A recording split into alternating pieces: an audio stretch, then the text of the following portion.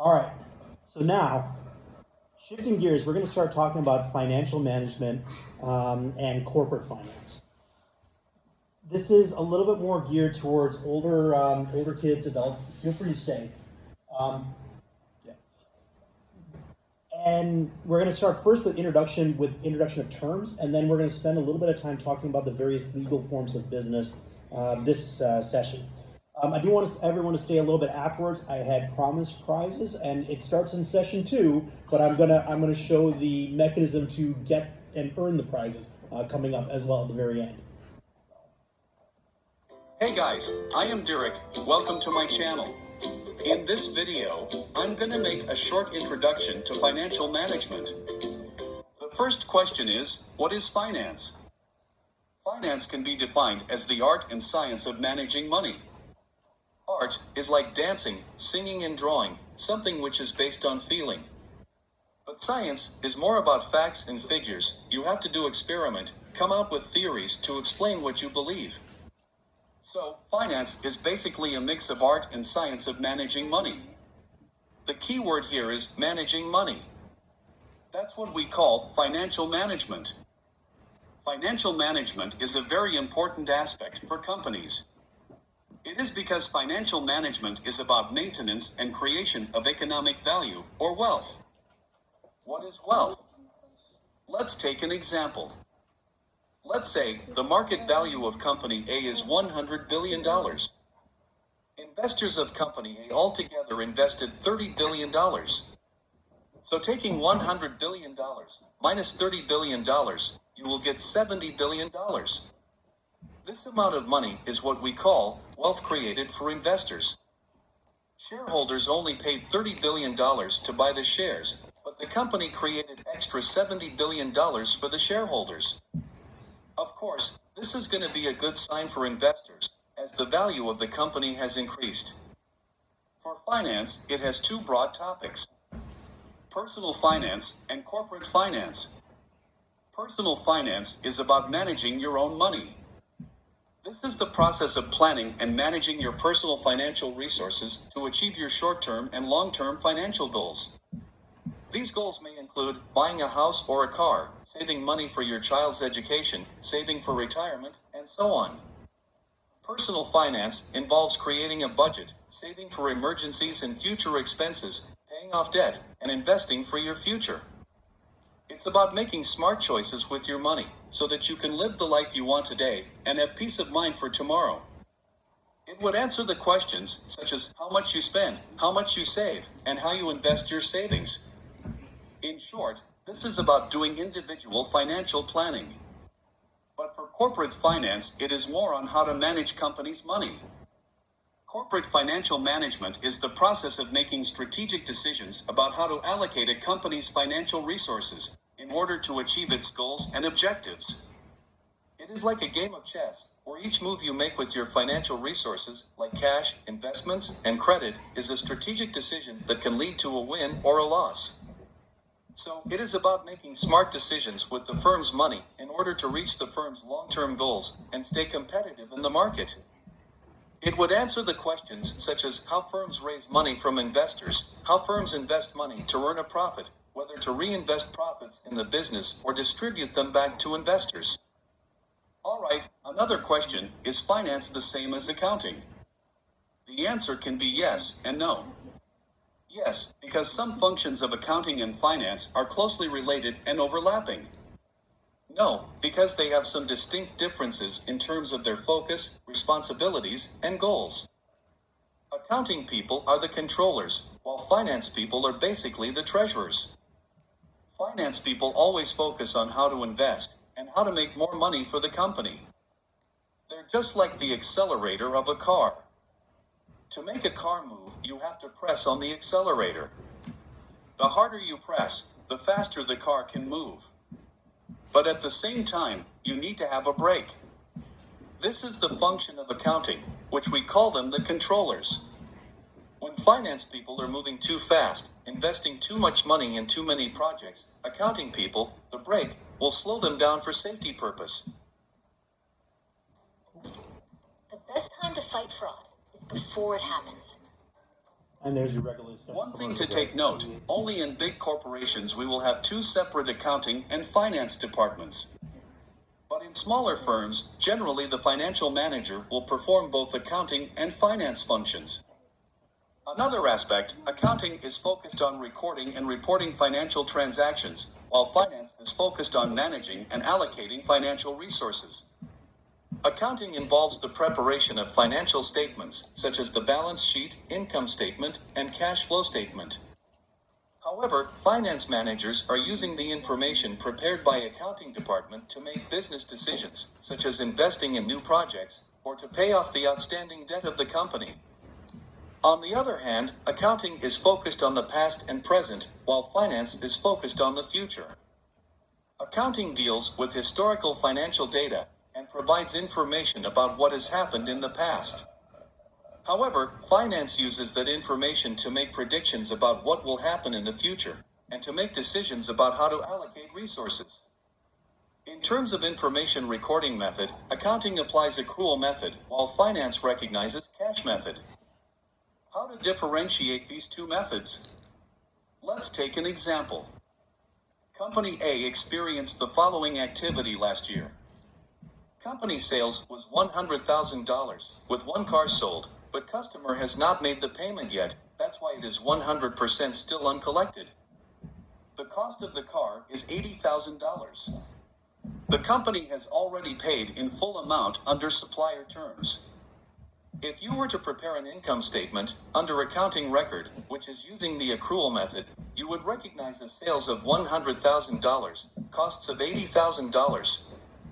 So, the company made a profit of $20,000. But under finance record, which is using the cash method, since you had not received cash from the customer, you would recognize a sales of $0. But you'd already paid the supplier, so there would be a cost of $80,000. Eventually, the company made a net loss of $80,000 for selling the car. A loss position could happen when company recognized the cash flows of the transaction. This example shows us the difference between accounting and finance records. Next, we will talk about the goals of a company. It is about what target a company wants to achieve. The first one, profit maximization. Profit maximization refers to how much dollar profit the company makes. How to make the most profits from the business.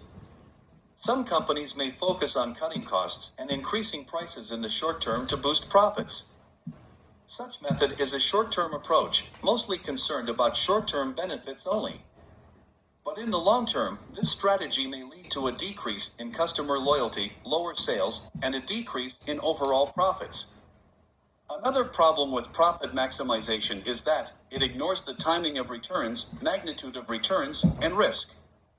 When will you receive the money? How much money will you receive? And how much is the risk? These questions are not answered if companies only focus on profits. Third, fulfilling objective of earning profit may not help in creating wealth in the long run. Profit should not be the only target of a company. Rather, companies should look at how to create wealth. Wealth means value. In fact, companies should focus more on creating value for the company. Lastly, it does not consider the social responsibility. If the goal of a company is just to make profit, it may not make donation, it may not care about air pollution. But nowadays, social responsibility is very important for a company to survive in the long run. Another goal of a company is about shareholder wealth maximization. It focuses on maximizing the value of a company. When we say the value of a company, it means the value of the stock or share. So, it is a long-term approach, mostly concerned about the value of financial assets. Financial assets include bonds, shares, and so on. Next, it considers the timing of returns, magnitude of returns, and risk. It will answer the following questions, like when will you receive the money, how much money will you receive, and how much is the risk? These are the important criteria of doing a business. How to increase the value of a company. For examples, company may invest in new projects, Or it may think of how to improve the quality of the products, not to cut the cost, but to control the cost by improving the production process. Probably the old way of production is to take 10 steps to manufacture a product. But if you can come out with a better way of production, reduce the process to 5 steps only, then you can control the cost and create value. Another good example is Google. Initially, Google offered its Gmail service for free as it tried to grab the market share. This strategy has helped increase the value, that is the share price of Google. In short, shareholder wealth means the share price or the firm's value. Maximizing shareholder wealth means maximizing the share price and also maximizing the firm's value. In fact, some companies focus on profit, whilst some companies focus on value. Profit versus value. Which one is more important to company? Well, profit is a subset of value, which means that profit is only a small part of the value. As shown in the graph, under value, we have profit, quality, branding, market share, R&D, and culture of company. These are the factors that contribute to the value of a company. That's why profit is not everything. Profit is just a small part of the value. In other words, creating value will help create profit. But making profit does not necessarily create value for a company. Another goal of a company is a stakeholder view. Stakeholders include all groups of individuals. I don't pause this very often, but I want to make it clear. You'll see in the world at large 2 terms thrown out. There's shareholders and there's stakeholders. And there's a significant difference that I learned from watching this between the 2 of them. And so I'm just pausing right now to say that we've been talking about shareholders up to this point. Now we're going to be talking about stakeholders. Who have a direct economic link to the firm, such as employees, customers, suppliers, creditors, community, environment, and so on. Companies should not only take care of the shareholders, but also others. In the process of making profit, companies should avoid actions that could harm the interest of their stakeholders. Taking care of the stakeholders is not to maximize, but to preserve stakeholder well-being. Again, as a moderator, I don't want to stop this too often, but I want to stress, you don't have to elevate the stakeholder on high. You need to make sure you're not damaging the stakeholder, but the stakeholder shouldn't run roughshod over the company as well. It's a nuance there. For example, to donate money to the community, to build schools or hospitals, to prevent pollution of environment, to take good care of the employees. These are some examples of taking care of the stakeholders. Such a view is considered to be socially responsible. We usually call this as corporate social responsibility, CSR. More and more companies are contributing in CSR, which they believe that CSR would improve the financial performance of the company.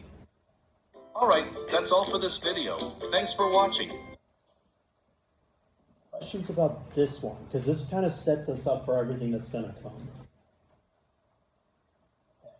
So we'll just do one more today, and that's going to be legal forms of business organization, and there are many. This is holiday gifting happiness. Because going back in time, this special... Hey guys, I am Deric. Welcome to my channel. In this video, I'm going to explain to you the legal forms of business organization. There are 3 common forms of business organization, including sole proprietorship, that is one-person business. Partnership, a group of people, like friends and family, doing business together. Corporation, basically a big company that is allowed to sell shares.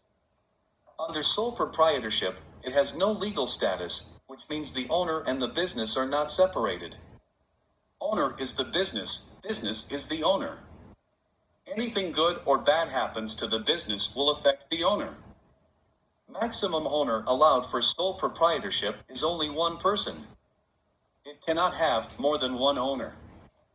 Sole proprietorship has unlimited liabilities, which means if the business is not able to pay back a debt, the owner will have to use his own money to pay for the debt. If the business is bankrupt, the owner may become bankrupt as well. Next, all the properties and assets of company are owned by the sole proprietor. And the business is managed by the sole proprietor himself or herself. Termination of the business occurs when the owner dies or when the owner chooses to terminate the business. For sole proprietorship, there are some advantages and disadvantages. The advantages include: it's easy to form and dissolve. Dissolve means to close. Low organizational cost. You just have to pay less than $100 to register for the company's name. Then you can start your business. The cost of maintaining the business is also usually lower. Minimal regulations and more secrecy. Not many rules or laws you have to comply with, and you don't have to disclose your company's information to the public. So you can keep your own secret recipe. Maintain complete and ultimate control. As you are the only owner of the business, you can have complete and ultimate control for the development of the business. The proprietor is entitled to all the profits. You don't have to share the profits with other people, as you are the only owner of the business. For the disadvantages: first, unlimited liabilities. This means that you will have to pay for all the debts of the company. If you are not able to repay the debts, the company will be bankrupt, and you may go bankrupt as well. Limited fund raising. It happens because you don't have other partners who can contribute money to run the business. Banks might not consider lending money to you if you don't have a good credit record in the past. Proprietor must be jack of all trades. It means you must know everything and be able to do everything for the business. As you are alone, you have to do marketing, logistics, accounting, and finance on your own. The firm is terminated when the proprietor dies. Unfortunately, the business will not continue if the owner passes away. Next, partnership. Partnership has no legal status similar to sole proprietorship, in which the partners and the business are not separated. Partners are the business, business is the partners. Anything good or bad happens to the business will affect the partners. Number of owners allowed for partnership is minimum 2, maximum 20 partners. Partnership has unlimited liabilities, just like sole proprietorship, which means if the business is not able to pay back a debt, all the partners will have to use their own money to pay for the debt. If the business is bankrupt, the partners may become bankrupt as well. All the properties and assets of company are jointly owned by the partners. Every partner is entitled to participate in the management of the business. Termination of the business occurs when any one of the partners dies, becomes bankrupt, withdraws, or becomes insane. Insane means mental problems. There are 3 types of partnership. The first type is called general partnership. All partners have unlimited liability. That means all partners will have to bear equal responsibility to pay back the debt. The second type is limited partnership. It consists of 1 or more general partners who have unlimited liability. Then it will have 1 or more limited partners or investors, whose liability is limited to the amount of money they invest in the business. The third type is limited liability company, LLC. It is a hybrid business structure, operating similar to a corporation and a partnership. It is like a corporation because the owners of LLC have limited liability, but the firm runs and is taxed like a partnership. For partnership, I just want to pause that to say we're going to see a lot of acronyms. LLC is one of these acronyms. It's a limited liability partnership, and it's a hybrid between a partnership and a corporation. there are some advantages and disadvantages. About the advantages. Compared to corporation, it's relatively easy to form and dissolve a partnership. Dissolve means to close. Partnership can raise more funds than the sole proprietorship. As now you have more partners, they all can contribute money to the business. The limited partnership permits some of the partners the privilege of limited liability.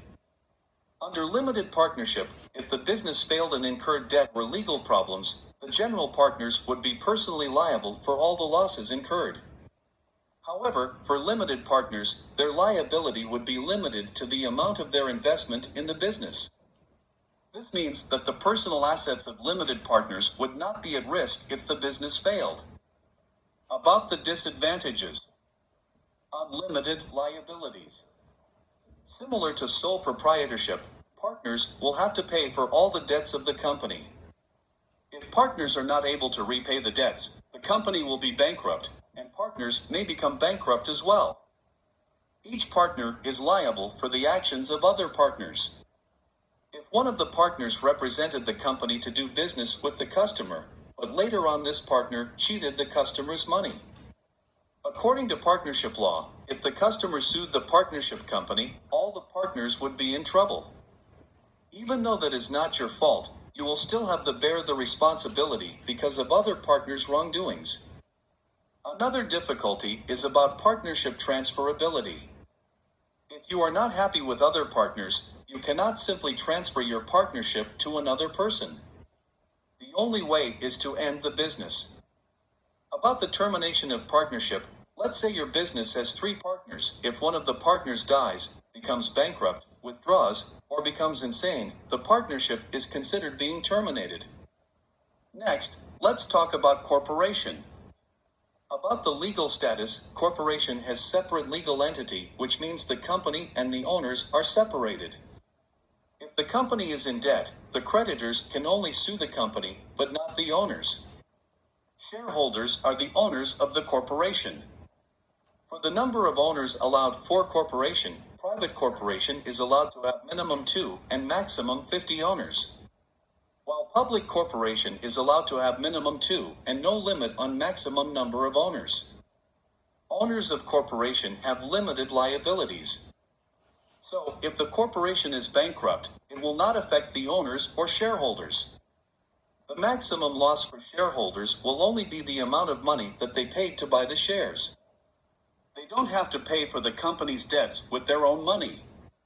This is very different from sole proprietorship and partnership. All the properties and assets of company are owned by the company, not by the shareholders. Because company is a separate legal entity, company is treated as a person. That's why the company can own assets, it can sue or be sued under law, and it can borrow money from the banks. That's what we mean, separate legal entity. Corporation is managed by the Board of Directors, BOD. Directors may or may not be the shareholders of the company. Usually, most of the shareholders are not the management of the company. For the termination of the corporation, it would only happen by undergoing legal winding up. Corporation is assumed to have perpetual succession, which means it can do business until forever. However, if the company is not able to pay back the debt, the company will be liquidated and eventually becomes bankrupt. There's one simple vision hack anyone can use to improve vision, so you can say goodbye to your optometrist for good. I don't recommend By that time, the corporation is terminated, but it has to go through a legal process. There are 2 types of corporation. First, public listed company, PLC. Shares are openly sold to the public, and shares are traded on the stock exchange. It's also known as incorporation, or berhad in Malaysia. Second, private limited company, LTD. Shares are only sold to a selected group of investors, not to the public, and their shares are not traded on stock exchange. It is also called Sendirian Berhad in Malaysia. I'm going to pause just for a second. So we've come up with 3 acronyms at this point. LLC, which is actually just a partnership with limited liability. PLC, which is a type of corporation, a publicly listed company typically on an exchange. And then a private limited company, an LTD. So this alphabet soup will come back to haunt us later on in future videos. So that might be something worth jotting down for your own lexicon and glossary. For both public listed and private limited. Oh, sorry. Will these be available to us after the Yes, I'm gonna session? post this. I'm actually recording here. Don't worry, I'm not recording you. I'm just recording that. So and the juicy conversations that come through. Companies, shareholders may not lose their personal assets if the company is insolvent. For corporation, there are some advantages and disadvantages. About the advantages. Compared to sole proprietorship and partnership, owners of corporation have limited liabilities. Shareholders don't have to pay for the debts of the company by using their own money.